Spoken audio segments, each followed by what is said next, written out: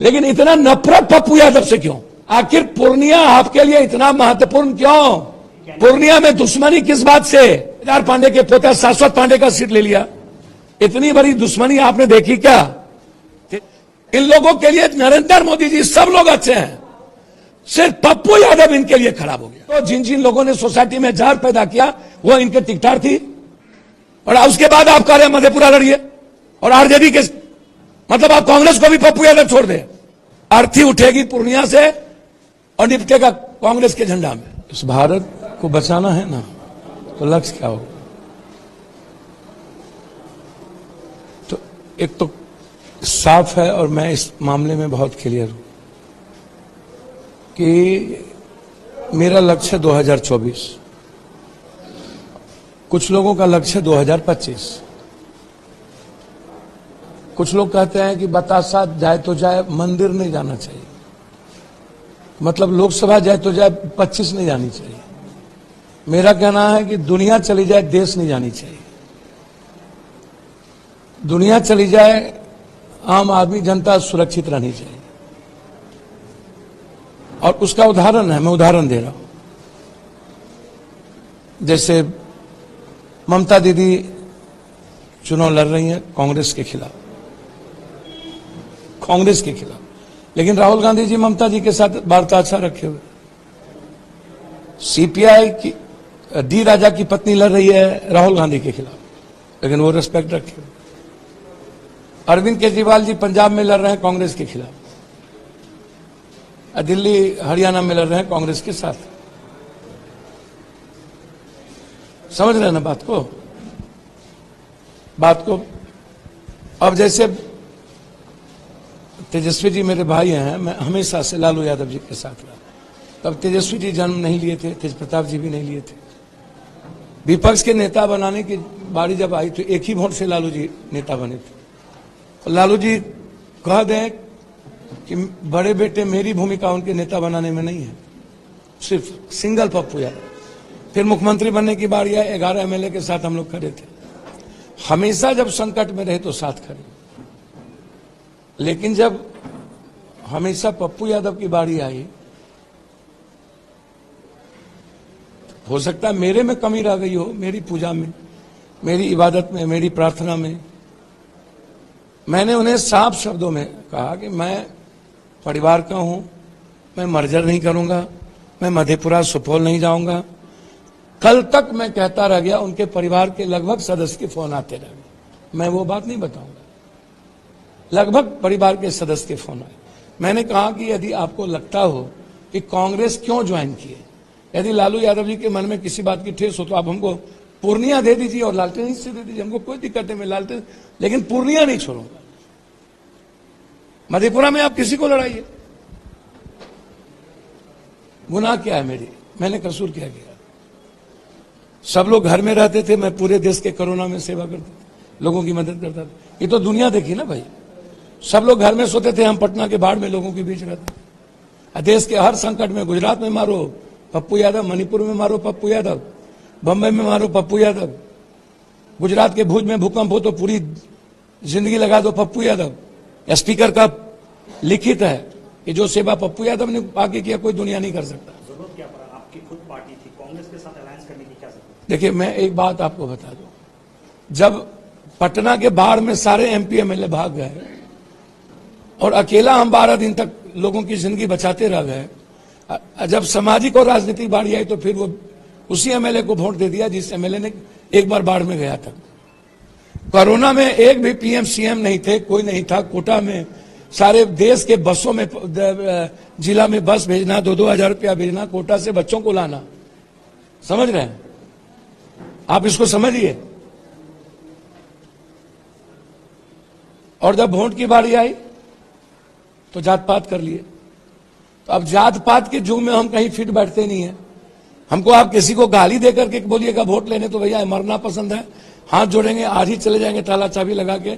हम ऐसी राजनीति नहीं करेंगे। दूसरे धर्म को गाली देकर, मजहब को गाली देकर, दूसरे जात को गाली देकर के हम नहीं जी सकते। तो मेरा कोई जात भी नहीं, तो अब जो जाइए तो कहे गठबंधन हुआ कि नहीं। तो जब आप एक इंसान आदमी से भी, सेवक से भी, जो दुनिया की सिर्फ मदद के अलावा कुछ नहीं करता, तो मेरे पास रास्ते क्या थे? आप हमको बताओ। जब प्रियंका गांधी जी ने फोन की कि just know you join us, तो मेरे लिए इससे बड़ा विश्वास क्या हो सकता है? और राहुल गांधी जी का हमेशा साथ रहा। तो ये दो लीडर की ताकत जिसके साथ हो, मुझे कुछ नहीं देखना था। तो पटना का गठबंधन कैसे गोलिया में आके मेरी बात अब समझिए।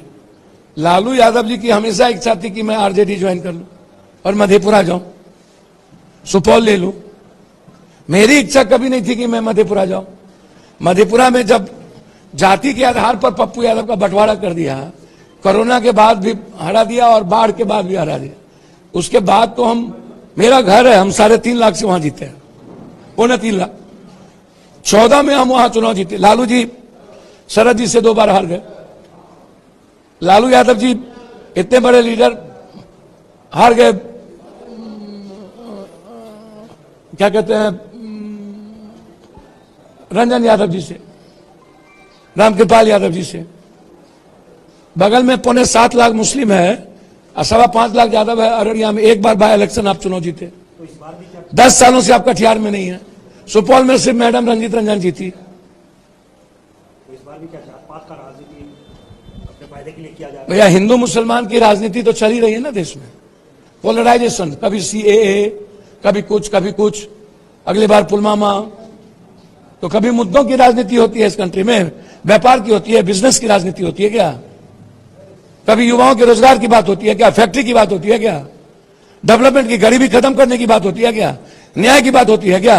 आम आदमी की जिंदगी की खुशी की बात होती है क्या? किसानों की तरक्की की बात होती है क्या? मगर आप जिस तरह से कदम ले रहे हैं, इससे तो अलायंस सर मेरी बात समझिए। हम तो अपनी पार्टी से चुनाव लड़ रहे थे। आपने कहा कि जरूरत है आपको बिहार में, तो जरूरत है, हमें भी जरूरत है राहुल गांधी जी जैसे एक सच्चे लीडर की। तो हम लोग मिल करके आगे बढ़े। अब कोई जिद पर अड़ जाए, आप खगड़िया हार जाते हैं, आप मधेपुरा हार जाते हैं, आप सुपौल हार जाते हैं, हम तो आपको कहीं डिस्टर्ब नहीं करेंगे। हमारे लोग हमें हर जगह आपको गठबंधन का मदद करेंगे। दोनों बहन लड़ रही, हम जाएंगे मदद करने के लिए यदि हमें कहेंगे तो, और पूरे परिवार की तरह जाएंगे। आप तो सबसे बड़ी दुश्मनी हमसे आप शुरू कर दी। इतनी बड़ी दुश्मनी आपने देखी क्या? तेजस्वी यादव जी जब पहला उनका चुनाव अभी हो रहा था, पहला नामांकन फेज का, तो वो कहीं नहीं गए। कांग्रेस की सीट ले लिया निखिल बाबू का, कन्हैया की सीट ले लिया, केदार पांडे के पोता शाश्वत पांडे का सीट ले लिया। आप कौन सा साबुद्दीन जी की पत्नी का सीट ले लिया? कौन सी सीट? आप क्यों आप साबुद्दीन जी का पत्नी और लोग आपके लिए अच्छे? आप तो सभी सीट ले लिए। आप दे दिए भागलपुर, आप दे दिए महाराजगंज प्रभुनाथ भाई वाला सीट। प्रभुनाथ भाई और साबुद्दीन दोनों से दुश्मनी किस बात की? सबसे नफरत क्यों? और उसके बाद आप कहीं भी नहीं गए नॉमिनेशन में। आप आज आए तो बगल में तारिक अनवर का नॉमिनेशन हो रहा था ना, अजीत चौधरी का नॉमिनेशन हो रहा था ना, बगल में किशनगंज में नॉमिनेशन हो रहा था ना। आप क्यों नहीं गए? जयप्रकाश यादव में क्यों नहीं गए? आपके खिलाफ विनोद यादव लड़ गया, आप सरबन में क्यों नहीं गए? आखिर पूर्णिया आपके लिए इतना महत्वपूर्ण क्यों? वाई? मगर उसके बाद भी पूर्णिया में दुश्मनी किस बात से? कि पूर्णिया की जनता पर आज तक, ये पूर्णिया है, मधेपुरा नहीं है, पूर्णिया की जनता को कोई चैलेंज नहीं कर सकता। हम मरे या जिए, हम आपकी इज्जत करते हैं, आपको मानते हैं, और जब भी राजनीति में आपकी मदद की बात आएगी तो मैं करूंगा। लेकिन इतना नफरत पप्पू यादव से क्यों? किस बात को लेकर? राजनीति में नफरत तो नहीं देखी गई है।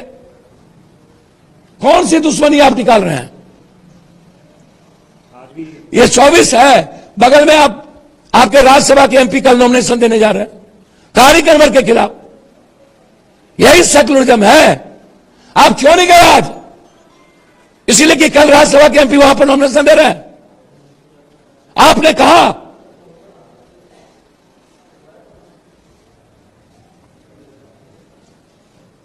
यही सेक्युलरिज्म है। आप किससे लड़ रहे हैं? आप देश बचाने के लिए लड़ रहे हैं कि देश को बेचने के लिए लड़ रहे हैं? हम आपसे एक सीट ने हम मांगा था और हमने यह कह दिया कि आपको कांग्रेस में आदि तकलीफ है तो मैं आपके साथ आ रहा हूं, आप हमको पूर्णिया दे दो, बस। तब भी नहीं। 4 बार हम सांसद हैं ना, यहां 2 बार मधेपुरा, मां लड़ी कुछ वोट से हार गई। सुपौल भी ले लिए, पूर्णिया भी ले लिए, मधेपुरा भी ले लिए, अररिया भी ले लिए। मतलब कहीं से पप्पू यादव को कांग्रेस को टिकट देने का मौका नहीं मिले। और उसके बाद आप कह रहे हैं मधेपुरा लड़िए और आरजेडी के, मतलब आप कांग्रेस को भी पप्पू यादव छोड़ दे। सर मैं लड़ूं या पूर्णिया की खुशी के लिए वो अलग बात है। अर्थी उठेगी पूर्णिया से और निपटेगा कांग्रेस के झंडा में।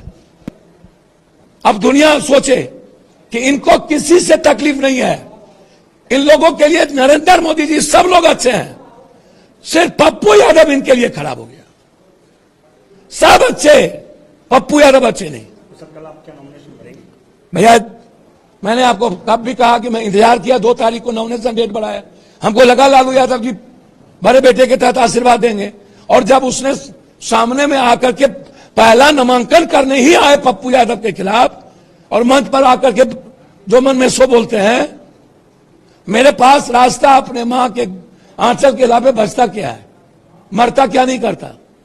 Love and war everything is fair. Sir Tejashwi ji आज मंच पे एक बात बताया, बोला कि it's my party, it's my बाप, इसमें क्या विचार है? सर ये उनसे पूछिए, राजो सिंह को मारने वाले बाप की पार्टी, फलना को मारने वाले क्या, जो जिन जिन लोगों ने सोसाइटी में जहर पैदा किया वो इनके टिकटार थी। छोड़ दीजिए ये सब बात। सर इससे क्या सर इससे क्या जो अलायंस है, अलायंस क्या मजबूत हो रही है या टूट रही है? सर हमको कुछ नहीं पता, तोड़ कौन रहा है।